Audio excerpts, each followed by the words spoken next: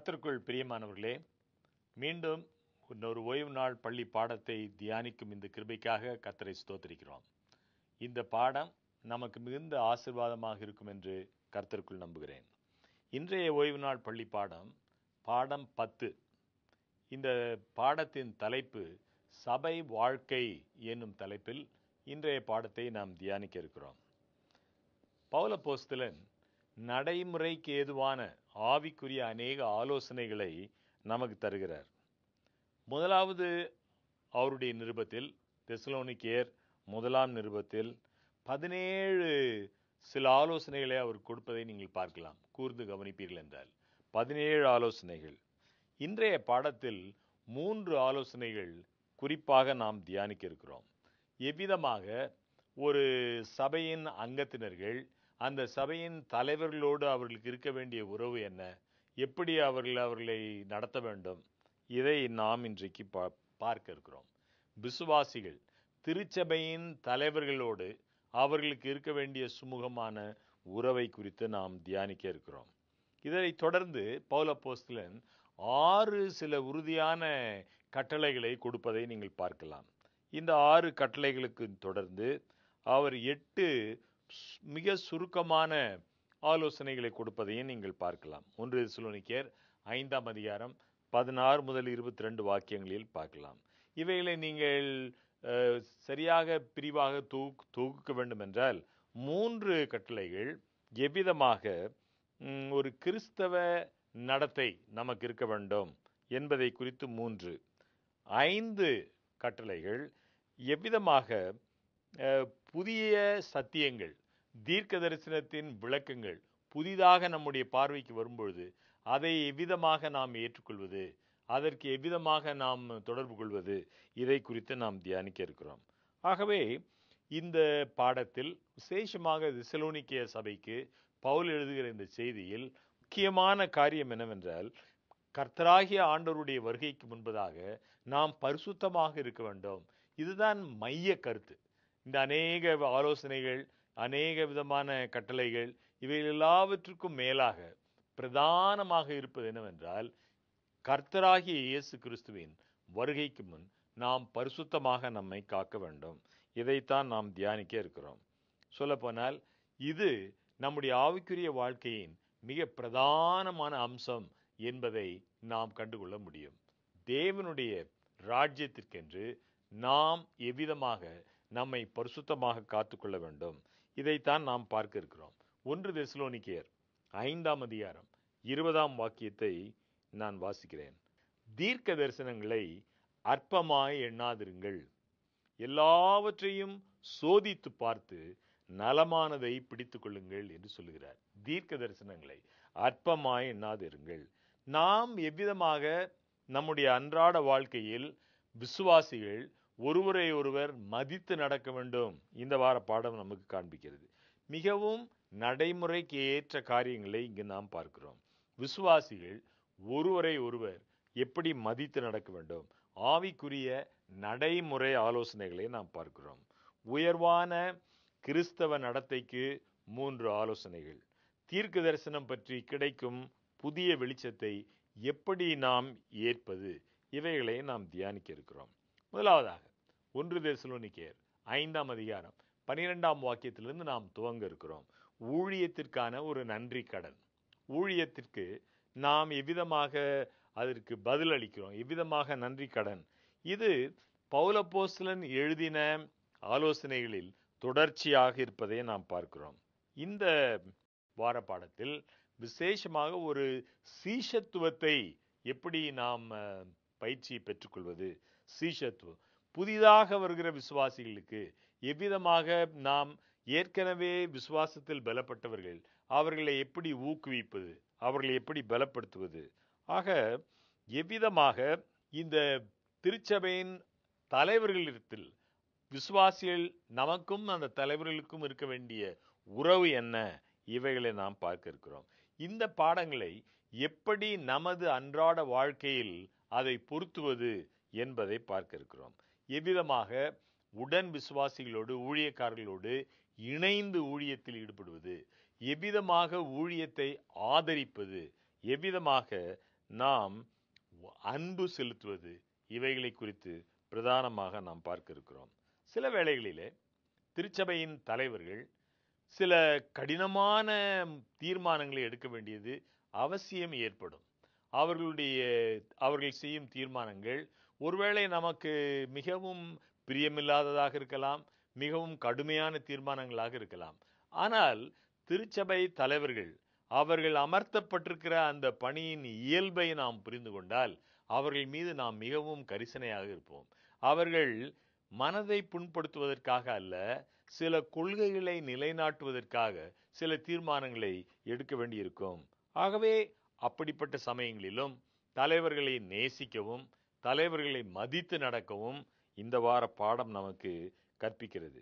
ஆகவே எவ்விதமாக மக்களின் அணுகுமுறை எப்படி இருக்க வேண்டும் என்று பார்க்கிறோம். 1 தெசலோனிக்கேயர் 5ஆம் அதிகாரம் 12ஆம் வாக்கியத்தை வாசிக்கிறேன். அன்றியும் சகோதரரே, உங்களுக்குள்ளே பிரயாசப்பட்டு கர்த்தருக்குள் உங்களை விசாரணை செய்கிறவர்களாயிருந்து உங்களுக்கு புத்தி சொல்லுகிறவர்களை நீங்கள் மதித்து அவர்களுடைய கிரியை நிமித்தம் அவர்களை மிகவும் அன்பாய் எண்ணிக்கொள்ளும்படி உங்களை வேண்டிக் கொள்கிறோம். என்ன தெளிவாக சொல்லுகிறார் பாருங்கள். இது திருச்சபையின் தலைவர்கள், போதகர்கள், அவர்களை நாம் எப்படி நடத்த வேண்டும்? அன்றியும் சகோதரரே, உங்களுக்குள்ளே பிரயாசப்பட்டு கர்த்தருக்குள் உங்களை விசாரணை செய்கிறவர்களாயிருந்து உங்களுக்கு புத்தி சொல்லுகிறவர்களை நீங்கள் மதித்து அவர்களுடைய கிரியை நிமித்தம் அவர்களை அன்பாய் எண்ணிக்கொள்ளும்படி உங்களை வேண்டிக் கொள்கிறேன். உங்களுக்குள்ளே சமாதானமாயிருங்கள்.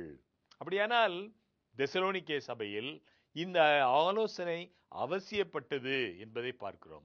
ஒருவேளை அங்கு கொஞ்சம் சமாதான குறைவு ஏற்பட்டிருக்கலாம். அங்கு ஒருவேளை சபையின் விசுவாசிகள் சிலர் சபையின் தலைவர்களுக்கு கொடுக்க வேண்டிய மதிப்பை, நன்மதிப்பை கொடுப்பதில் சில பிரச்சனைகள் ஏற்பட்டிருந்திருக்கலாம். இவ்விதத்திலும் பவுலப்போஸ்தலன் தெசலோனிக்கே சபைக்கு எழுதுகிற இந்த செய்தி நமக்கும் மிகவும் ஏற்புடையதாக இருப்பதை நாம் பார்க்கிறோம். இது சற்று முன் நான் சொன்னது போல பவுலப்போஸ்தலன் சொல்லுகிற ஆலோசனையின் தொடர்ச்சியாக இருக்கிறது. சீஷத்துவத்தை புதிதாக வந்து விசுவாசிகளை பயிற்றுவிப்பதில், அவர்களை விசுவாசத்தில் பலப்படுத்துவதில் தேவனுடைய பிள்ளைகள் கையாள வேண்டிய சில முறைகளை இங்கே பார்க்கிறோம். ஆகவே எவ்விதமாக ஒரு விசுவாசி தலைவர்களுடைய தீர்மானங்கள் சில வேளைகளிலே கடினமான தீர்மானங்களாக இருக்கும் பொழுது சபை விசுவாசிகள் தலைவர்களுக்கும் உள்ள உறவு எப்படி இருக்க வேண்டும், இதை நாம் பார்க்கிறோம். பவுல் அப்போஸ்தலனுடைய அடிப்படை கோட்பாடு இவைகளின் மூலமாக அவர் அறிவிக்க விரும்புவது என்னவென்றால், இந்த கோட்பாடுகளை நம் ஒவ்வொருவரும் நம்முடைய தனித்த வாழ்க்கையில் அதை பொருத்தி கொள்ள வேண்டும். இதுதான் முக்கியம். எவ்விதமாக நாம் சேர்ந்து உழைக்க இருக்கிறோம், எவ்விதமாக ஊழியத்துக்கு ஆதரவு தர இருக்கிறோம், எவ்விதமாக உடன் விசுவாசிகளை நாம் நேசிக்க இருக்கிறோம். இது பவுல் அப்போஸ்தலனுடைய மிக முக்கியமான ஒரு அடிப்படை ஆலோசனையாக இருக்கிறது. சில வேளைகளிலே நான் சற்று முன் சொன்னது போல சபை தலைவர்கள் சில முக்கியமான தீர்மானங்களை எடுக்கும் பொழுது அந்த தீர்மானங்கள் நம்முடைய விருப்பத்திற்கு மாறாக இருக்கும் என்றாலும் நாம் இந்த சபை தலைவர்களுடைய அவர்கள் அமர்த்தப்பட்டிருக்கிற அந்த பணியின் இயல்பு எப்படிப்பட்டது என்பதை உணர்ந்தவர்களாக அவர்கள் மீது மிகவும் பொறுமையும் அன்பும் உடையவர்களாக இருக்க வேண்டும். அவர்களிடத்திலே அன்பு செலுத்தவும் அவர்களை நன்மதிப்போடு நடத்தவும் நாம் கடமைப்பட்டிருக்கிறோம். இது மிகவும் விசேஷமாக இதில் பார்க்கிறோம். தாங்கும் ஊழியம் என்று அடுத்த ஒரு பகுதியிலே இந்த வார பாடத்தில் பார்க்கிறோம். 1 தெசலோனிக்கேயர் 5ஆம் அதிகாரம் 14ஆம் 15ஆம் வாக்கியங்களை வாசிக்கிறேன். 1 தெசலோனிக்கேயர் 5:14. மேலும் சகோதரரே, நாங்கள் உங்களுக்கு போதிக்கிறது என்னவென்றால், ஒழுங்கில்லாதவர்களுக்கு புத்தி சொல்லுங்கள், திடனற்றவர்களை தேற்றுங்கள், எல்லாரிடத்திலும் நீடிய சாந்தமாயிருங்கள். இங்கே அப்போஸ்தலன் சொல்கிறார், ஒழுங்கில்லாதவர்களுக்கு புத்தி சொல்லுங்கள். இந்த ஒழுங்கில்லாதவர்கள் என்று அவர் சொல்லும் பொழுது சாதாரணமான நடைமுறை அன்றாட வாழ்க்கையில் நம்முடைய ஜீவனத்துக்கான செய்யும் வேலையில் காணப்படும் ஒழுங்கை மாத்திரம் அவர் சொல்லவில்லை. நம்முடைய ஒரு நல் வாழ்க்கைக்கு மாறாக வாழ்க்கையில் ஏற்படக்கூடிய சில தவறுகளை அவர் சுட்டி காண்பிக்கிறார். ஒழுங்கற்றவர்களுக்கு புத்தி சொல்லுங்கள், திடனற்றவர்களை தேற்றுங்கள். அநேக மக்கள் எதிர்பாராது வருகிற துன்பங்கள், நாம் திடீரென்று நம்மை தாக்கும் பல விதமான இன்னல்கள், அவைகளை சந்திக்க போதிய பலனற்றவர்களாக இருக்கிறார்கள். வசனம் சொல்கிறது, திடனற்றவர்களை தேற்றுங்கள், பலவீனரை தாங்குங்கள், எல்லாரிடத்திலும் நீடிய சாந்தமாயிருங்கள். 1 தெசலோனிக்கேயர் 5ஆம் அதிகாரம் 15ஆம் வாக்கியத்தை வாசிக்கிறேன். ஒருவனும் மற்றொருவன் செய்யும் தீமைக்கு தீமை செய்யாதபடி பாருங்கள். உங்களுக்குள்ளும் மற்ற யாவருக்குள்ளும் எப்பொழுதும் நன்மை செய்ய நாடுங்கள், தீமைக்கு தீமை செய்யாதிருக்க பாருங்கள். இவ்வளவு முக்கியமான ஒரு காரியம். நாம் கிறிஸ்துவை ஏற்றுக்கொண்ட பிறகும், ஆவிக்குரிய வாழ்க்கையில் நீண்ட அனுபவம் பெற்ற பிறகும் கூட இப்படி தீமைக்கு தீமை செய்யும் ஒரு சுபாவம் அநேக சமயங்களில் நம்மை மேற்கொள்வதை நாம் உணர முடியும். பவுல் அப்போஸ்தலன் தீமை செய்கிறவர்களிடத்திலும் மிகவும் பொறுமையாக இருக்க வேண்டும் என்பதை போதிக்கிறார். அவர்கள் எப்படிப்பட்ட ஒரு வாழ்க்கையில் ஒரு வீழ்ச்சி அவர்கள் அடைந்திருந்தாலும், ஒழுக்க வாழ்க்கையில் வீழ்ந்திருந்தாலும், அவர்கள் மீது நீடிய பொறுமையுடையவர்களாக இருங்கள் என்று அவர் சொல்லுகிறார்.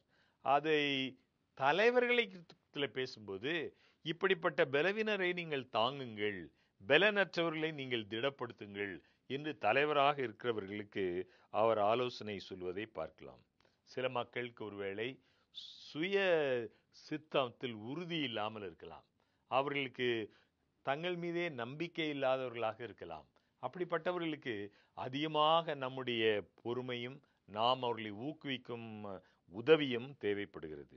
வேறு சிலர் அநேக காரியங்களை குறித்து வீணாக கவலை கொள்கிறவர்களாக இருப்பார்கள்.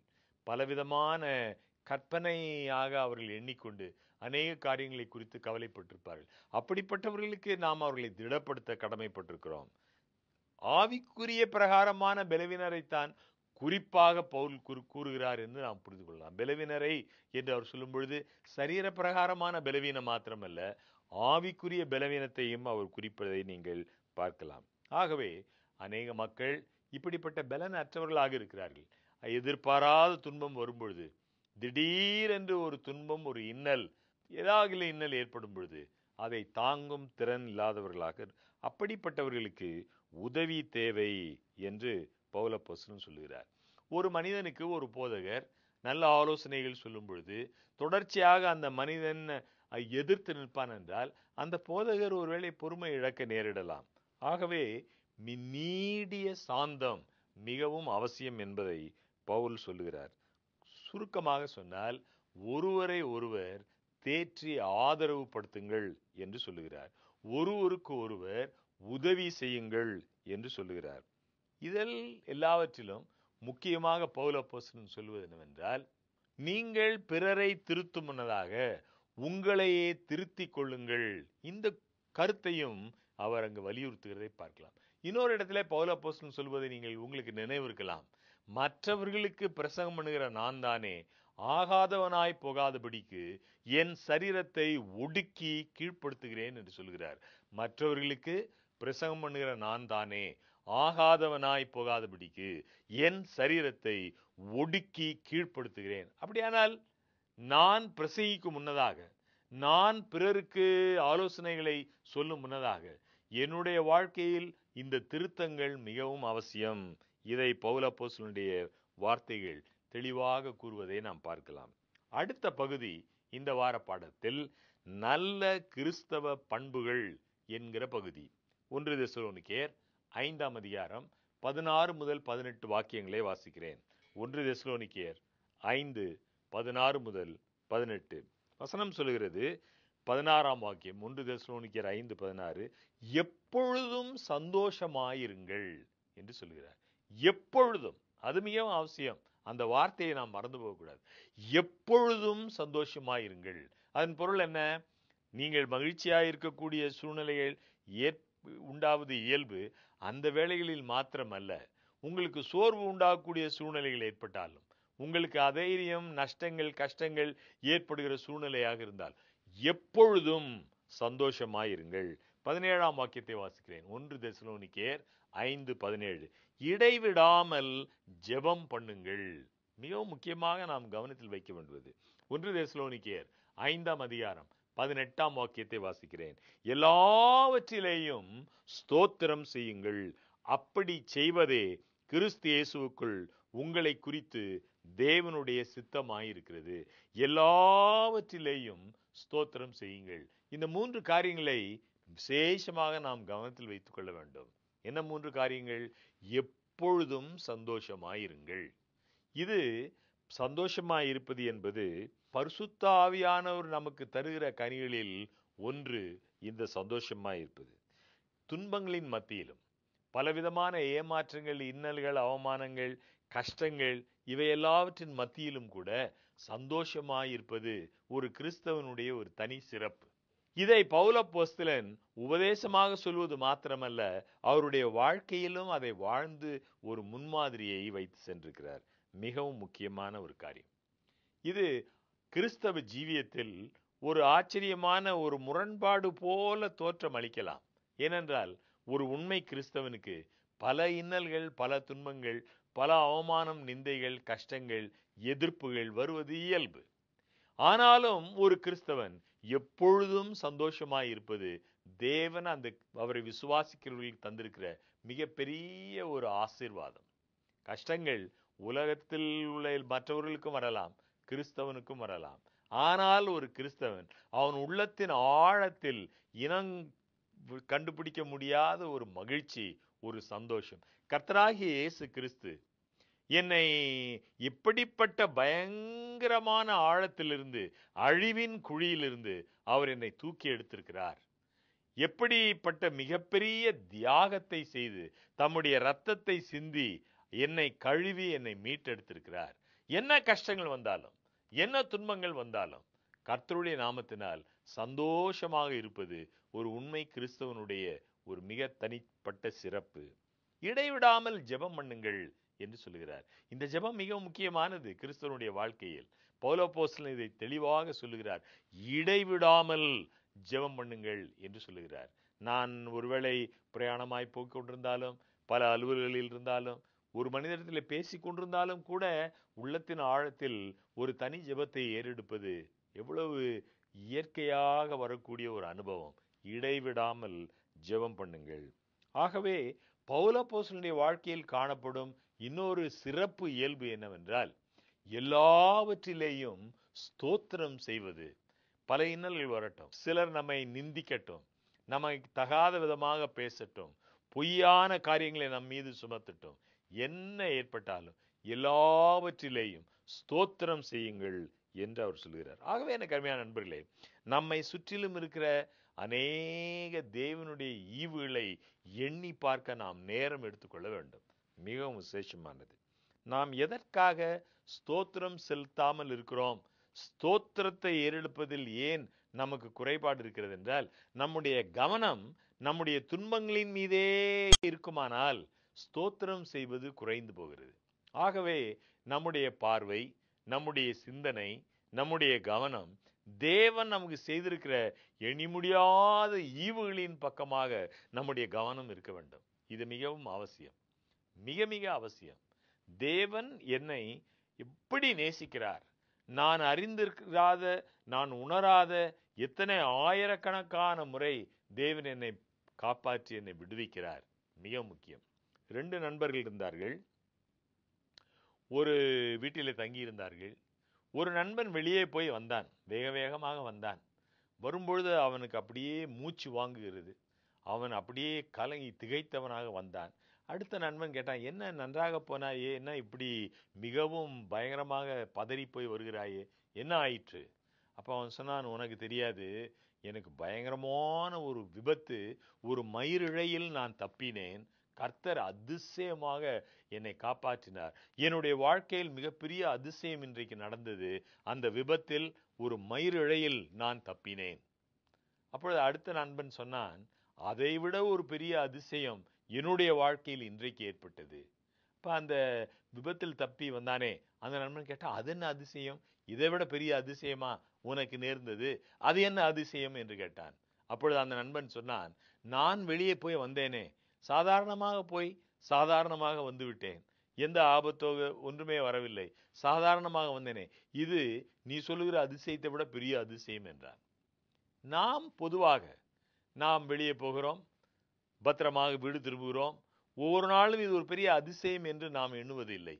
ஒரு பெரிய வாகனத்தின் கீழே அகப்பட்டு அந்த அந்த சக்கரம் மேலே ஏறுவதற்கு ஒரு மயிரிழையில் தப்பினால்தான் ஒரு அற்புதம் நிகழ்ந்தது என்று எண்ணிக்கொள்கிறோம்.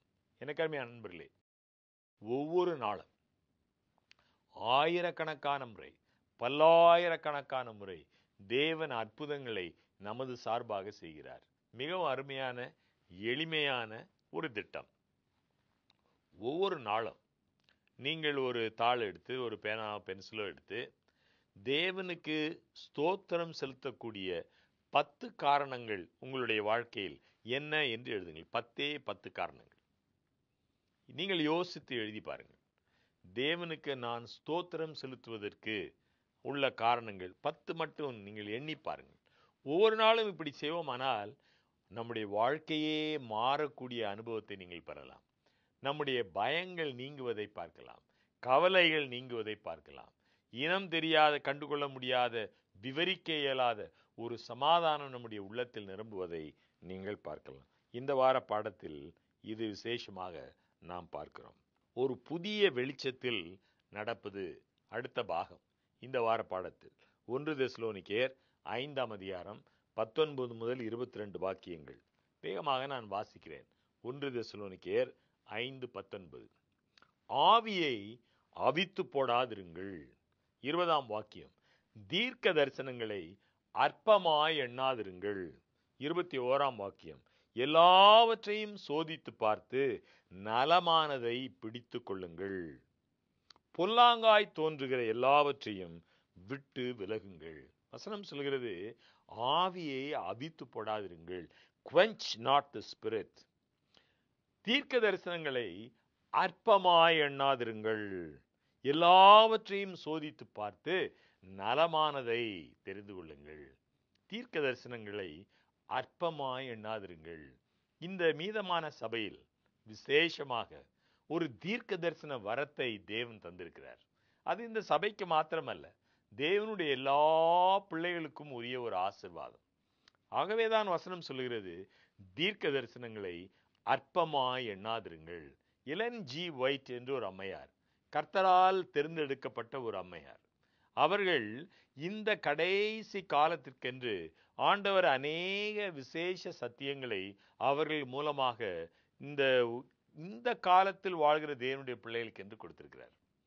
இந்த எலன் ஜி ஒயிட் அம்மையாரை குறித்து அநேகர் தவறான அபிப்பிராயம் உடையவர்களாக இருக்கிறார்கள். அநேகர் என்ன நினைக்கிறார்கள், இந்த 7ஆம் நாள் ஓய்வு நாளை கடைபிடிக்கிற இந்த திருச்சபை, அட்வென்டிஸ்ட் திருச்சபை, ஒரு பெண்மணியால் உருவாக்கப்பட்டது என்று எண்ணுகிறார்கள். உண்மையே அது அல்ல. எலன் ஜி ஒயிட் அம்மையார் அல்ல இந்த சபையை தோற்றுவித்தவர்கள். இந்த சபை தோற்றுவிப்பதற்கு காரணமாயிருந்த அநேக தேவனுடைய பிள்ளைகளோடு சேர்ந்து ஜெபித்து வேதத்தை வாசித்து கர்த்தருடைய கிருபையினால் விசேஷித்த வரத்தை பெற்ற ஒரு ஸ்திரீ இந்த எலன் ஜி ஒயிட் அம்மையார். ஆகவே அவர்கள் மூலமாக கொடுக்கப்பட்ட செய்தி தேவ ஆவியினால் கொடுக்கப்பட்டதுதானா என்பதை நிரூபிக்க அநேக பரீட்சைகள் செய்யப்பட்டது. ஒரு தீர்க்கதரிசிக்கான பரீட்சைகள் நீங்கள் வேதத்தை வாசித்தால் தெளிவாக தெரியும். ஒரு தீர்க்கதரிசி உண்மையாக தேவனிடத்திலிருந்து செய்தியை பெற்றவர்தானா என்பதை அறிவதற்கு அவர்களுடைய வார்த்தை வேத வசனத்துக்கு இசைந்திருக்க வேண்டும். வேதத்தையும் சாட்சியாகமத்தையும் கவனிக்க வேண்டும். இந்த வார்த்தைகளின்படியே சொல்லாவிட்டால் அவர்களுக்கு விடியற்காலத்து வெளிச்சம் இல்லை. ஆகவே இந்த எலன் ஜி ஒயிட் என்கிற இந்த அம்மையார் எழுதின வார்த்தைகள் தேவ வசனத்திற்கு ஏதாயிலும் முரண்பாடு இருக்கிறதா என்று துருவி பார்த்தாலும் ஒரு சிறு முரண்பாடும் இல்லை என்பதை நீங்கள் கண்டுகொள்ளலாம். இன்னொன்று, தீர்க்கதரிசி, ஒரு தீர்க்கதரிசி அவர்கள் உரைக்கிற தீர்க்க தரிசனம் நிறைவேறாமற் போயிற்றா என்பது இன்னொரு பரீட்சை. இந்த எலன் ஜி ஒயிட் அம்மையார் அவர்கள் கர்த்தருடைய கிருபையினால் சொல்லியிருக்கிற அநேக தீர்க்க தரிசனங்கள், தெள்ள தெளிவாக சொல்லியிருக்கிற தீர்க்க தரிசனங்கள் முழுமையாக நிறைவேறியிருப்பதை நாம் காண முடியும். இன்னொரு முக்கியமான பரீட்சை, ஒரு தீர்க்கதரிசி உண்மை தீர்க்கதரிசி தானா இல்லையா என்பதற்கு. அவர்களுடைய கனிகளினாலே அவர்களை அறிவீர்கள் என்று வசனம் சொல்லுகிறது. அவர்களுடைய கனி, அவர்களுடைய வாழ்க்கை எப்படிப்பட்ட வாழ்க்கை, அவர்களுடைய ஜீவியம் எப்படிப்பட்டது, அவர்களுடைய நடவடிக்கைகள் எப்படி இருக்கிறது, அவர் மனித உறவுகள் எப்படி இருக்கிறது, பரிசுத்தமான வாழ்க்கை இருக்கிறதா? எனக்கு அருமையான நண்பர்களே, இந்த விதமான ஏராளமான பரீட்சைகள் அனைத்திலும் நின்று இந்த பரீட்சைகளில் உண்மையாகவே இவர் தேவனுடைய கிருபையினால் தேவனுடைய வரத்தை பெற்றவர் என்று அத்தாட்சி இருக்கின்ற காரணத்தினால் இந்த அம்மையார் எழுதின வார்த்தைகள் இந்த கடைசி காலத்துக்குரிய தேவனுடைய பிள்ளைகளுக்கு என்று ஒரு தேவன் கொடுக்கிற ஒரு செய்தி என்பதில் நாம் தெளிவாக புரிந்து கொள்ள முடியும். ஆகவே அப்படி தேவன் ஒரு நபரை உபயோகித்து அந்த நபர் மூலமாக ஒரு செய்தியை கொடுக்கும் பொழுது பின் வரப்போகிற காரியங்களை முன்கூட்டியே எச்சரிப்பதாக இருந்தால் வசனம் சொல்லுகிறது, தீர்க்க தரிசனங்களை அற்பமாய் எண்ணாதிருங்கள். அப்படி ஒரு செய்தியை தேவன் நமக்கு தருவதாக இருந்து அந்த செய்தியை நாம் அற்பமாக எண்ணி அல்லது அதை உதாசீனப்படுத்தி அதை நாம் மறுத்து விடுவோம் என்றால், ஆவியை அவித்து போடாதிருங்கள் என்று சொல்லுகிறாரே அப்போஸ்தலன், அந்த குற்றத்திற்கு ஒருவேளை நாம் ஆளாகிவிட முடியும். ஆவியை அவித்து போடாதிருங்கள். இந்த செய்தி தேவன் உங்களுக்காக எனக்காக கொடுக்கிற ஒரு செய்தி என்றால் அந்த செய்தியை அது என்ன உண்மைதானா என்று கூட பரிசீலித்து பாராமல் நான் அதை தள்ளிவிட்டேன் என்றால் ஆவியை அவித்து போடுகிற ஒரு சூழ்நிலையில் நான் காணப்படுவேன். ஆகவே எனக்கு அருமையான நண்பர்களே, இந்த நம்முடைய சபையில் 7ஆம் நாள் அட்வென்டிஸ்ட் திருச்சபையில் இந்த எலன் ஜி ஒயிட் அம்மையார் அவர்களுடைய எழுத்துக்களை குறித்து பார்க்கும் பொழுது அந்த எழுத்துக்களை வியாக்கியானம் செய்வதில் திருச்சபையிலேயே சில பெரிய பிளவுகள் இருப்பதை நீங்கள் கவனிக்கலாம். ஒரு சாரார் இந்த வேத எழுத்துக்களை மிகவும் உதாசீனப்படுத்துகிற ஒரு சூழ்நிலையை நீங்கள் காண முடியும். வேறொரு சாரார் இதே இந்த அம்மையாருடைய எழுத்துக்களை அளவுக்கு மீறிய அதிகமாக முக்கியத்துவம் கொடுத்து இந்த நல்ல செய்தியை மக்கள் தவிர்த்து விடுவதற்கு இடையூறாகவே கூட காணப்படுவதை நீங்கள் பார்க்கலாம். மிகவும் முக்கியமானது இந்த செய்தி. அதை கேட்கிறவர்கள் ஏற்றுக்கொள்ளத்தக்கதாக சரியான ஒளியில் நாம் இதை வைக்கவும் கடமைப்பட்டிருக்கிறோம். பவுல் அப்போஸ்தலன் இறுதியாக இந்த வார பாடத்தில் கடைசி பகுதி என்னவென்றால் இறுதி கால பரிசுத்தம் என்று கடைசி பகுதி 1 தெசலோனிக்கேயர் 5ஆம் அதிகாரம் 23 28 வரை உள்ள வாக்கியங்களை வாசிக்கிறேன். 1 தெசலோனிக்கேயர் 5ஆம் அதிகாரம் 23ஆம் வாக்கியம். சமாதானத்தின் தேவன் தாமே உங்களை முற்றிலும் பரிசுத்தமாக்குவாராக. உங்கள் ஆவி, ஆத்மா, சரீரம் முழுவதும் நம்முடைய கர்த்தராகிய இயேசு கிறிஸ்து வரும்போது குற்றமற்றதாயிருக்கும்படி காக்கப்படுவதாக. சமாதானத்தின் தேவன் தாமே உங்களை முற்றிலும் பரிசுத்தமாக்குவாராக. மிகவும் முக்கியமானது. ஆகவே ஆரம்பத்தில் நாம் சொன்னது போல பவுல் அப்போஸ்தலன் இந்த தெசலோனிக்கேய சபைக்கு அநேக ஆலோசனைகளை அவர் கொடுத்து வந்தாலும் இவை எல்லாவற்றிற்கும் அடிப்படையாக இருக்கிற ஆலோசனை என்னவென்றால் பரிசுத்தமாகுதல். கிறிஸ்துவனுடைய வருகைக்கு முன் நாம் பரிசுத்தமாக நம்மை காத்துக்கொள்ள வேண்டும். சமாதானத்தின் தேவன் தாமே உங்களை முற்றிலும் பரிசுத்தமாக்குவாராக.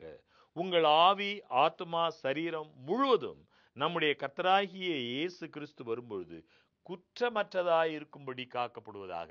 இது நம்முடைய பலத்தினால் அல்ல. வேத வாக்கியம் சொல்கிறது, வழுவாதபடி உங்களை காக்கவும் தமது மகிமையுள்ள சன்னிதானத்திலே மிகுந்த மகிழ்ச்சியோடு உங்களை மாசற்றவர்களாய் நிறுத்தவும் வல்லமையுள்ளவரும் தாம் ஒருவரே ஞானமுள்ளவருமாகிய நம்முடைய இரட்சகரான தேவனுக்கு. அப்படியானால் நம்மை மாசற்றவர்களாக நிறுத்துவது நம்முடைய பலத்தினால் அல்ல. நம்மை மாசற்றவர்களாக நிறுத்த வல்லமையுடையவர் ஒருவர் இருக்கிறார். அவர் தம்முடைய இரத்தத்தினால் நம்மை கழுவி, அவர் தம்முடைய தியாகத்தினால் தம்முடைய மரணத்தினால் நம்முடைய பாவங்களற நம்மை விடுவித்து நம்மை புதிய சிருஷ்டிகளாக மாற்றி நம்மை பரிசுத்தமாக பிழை கரை திரை அற்றவர்களாக பிதாவின் சமூகத்தில் நிறுத்த வல்லமையுடையவராக இருக்கிறார். சமாதானத்தின் தேவன் தாமே உங்களை முற்றிலும் பரிசுத்தமாக்குவாராக. உங்கள் ஆவி, ஆத்மா, சரீரம் முழுவதும் நம்முடைய கர்த்தராகிய இயேசு கிறிஸ்து வரும்பொழுது குற்றமற்றதாய் இருக்கும்படி காக்கப்படுவதாக. 24ஆம் வாக்கியம். உங்களை அழைக்கிறவர் உண்மையுள்ளவர், அவர் அப்படியே செய்வார். ஆண்டவர் நம்மை அழைத்திருக்கிறார். அவருடைய வாக்கு தத்தங்கள் எல்லாம் உண்மையானவைகள். நாம் அவரை அப்படியே பற்றி கொள்ள முடியும். அந்த வாக்கு தத்தங்களை பற்றி கொள்ள முடியும். 1 தெசலோனிக்கேயர் 5ஆம் அதிகாரம் 25ஆம் வாக்கியத்தை வாசிக்கிறேன். சகோதரரே, எங்களுக்காக வேண்டிக் கொள்ளுங்கள். இவ்வளவு பெரிய அப்போஸ்தலன், இவ்வளவு பெரிய தெரிந்தெடுக்கப்பட்ட தேவ ஊழியக்காரன், அவர் உடன் சகோதரத்திலே, விசுவாசிகளிடத்திலே கேட்கிறார், சகோதரரே, எங்களுக்காக வேண்டிக் கொள்ளுங்கள். நாம் யாவரும் ஒருவருக்காக ஒருவர் ஜெபிக்க கடமைப்பட்டிருக்கிறோம். ஒருவருக்காக ஒருவர் ஆறுதல் செய்ய, ஒருவருக்கு ஒருவர் உதவி செய்ய நாம் கடமைப்பட்டிருக்கிறோம். விசேஷமாக ஒருவருக்காக ஒருவர் ஜெபிக்க கடமைப்பட்டிருக்கிறோம். 1 தெசலோனிக்கேயர் 5ஆம் அதிகாரம் 26ஆம் வாக்கியத்தை வாசிக்கிறேன். சகோதரர் எல்லாரையும் பரிசுத்த முத்தத்தோட வாழ்த்துங்கள். எப்படிப்பட்ட பரிசுத்தமான அன்பு தேவனுடைய பிள்ளைகள் மத்தியிலே நிலவ வேண்டும். நாம் எப்படி புதிய சிருஷ்டிகளாக, கரைதிரை அற்றவர்களாக, பரிசுத்தத்தோட அவருடைய சமூகத்தில் காணப்பட வேண்டும்.